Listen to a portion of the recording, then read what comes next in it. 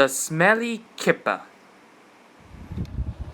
After Henry's accident with the flying kipper, the Fat Controller thought it would be much more better for Henry to not pull the flying kipper, which meant that someone had to take over the train for him. Thomas, Percy, Gordon, and James looked away. They don't want to pull the train. But however, the Fat Controller turned to Gordon and James. "No way, sir. I'm not pulling that train. I got an early start tomorrow morning," said Gordon. "I already know that, Gordon," said the Fat Controller. He turned to James. "Well, James, you're the only engine available, and you had to pull it." "But sir, I don't like the smell of fish. If I pull it, and then once I come back, I'll stink and all my passengers will stay away from me. Smelly or not, you're going to pull it anyway." "Oh, yes, sir." James grumbled out of the shed and steamed off to collect the flying kipper. "James," said his driver, "the Fat Controller just told me before we left that we had to collect the train at the fishing village." "What?" said James. "If I go there, I'll stink even more." "Well, we got to do as we're told," said the fireman.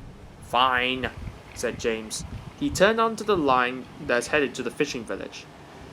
And when he arrived there, the smell of fish was everywhere. "Ugh, this is horrible." Arthur was at his berth, waiting for James. "Hello, James. Where are your coaches?" he joked. "You're not here to pull the flying kipper, are you?" "Well, I am actually, for Henry, after his little accident." James turned around and backed down onto the trucks. "Easy does it now. I don't want fish on me." The trucks thought that James was very funny indeed, and they began to tease him.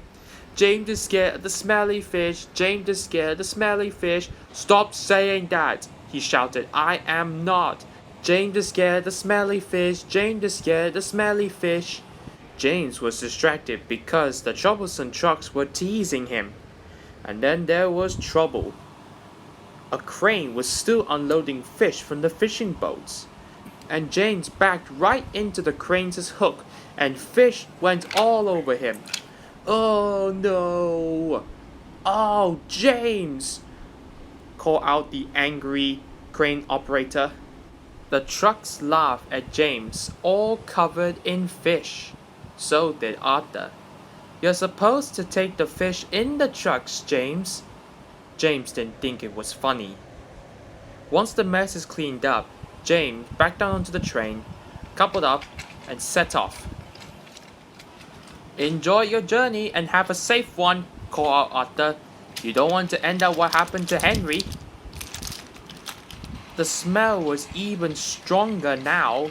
James hurried as fast as he could to deliver the fish, and he did that in record timing. In the morning at the sheds, the engines woken up to a strange smell. "What is that smell?" said Percy. "That's the smell of fish," said Henry. "Huh, that's the smell of James," laughed Thomas. "Oh ho! Looks like you brought a present for the Fat Controller, James," laughed Gordon. "What do you mean?" There is still a fish sticking out from under the front of James's smoke box. "Oh, smelly fish. I had a bit of an accident." "Or at least your paintwork is still nice and clean. Must be all that fish oil, James. You look more splendid than ever."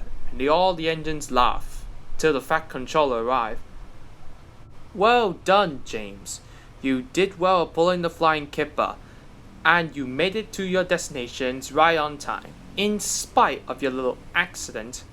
He went closer to James, then stepped back. "Oh, James, what a smell! You must go to the washdown right away." "Yes, sir. Thank you.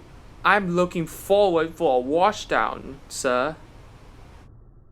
At the washdown, James was very happy to be getting clean. He hoped he won't get to see another fish for a very long time.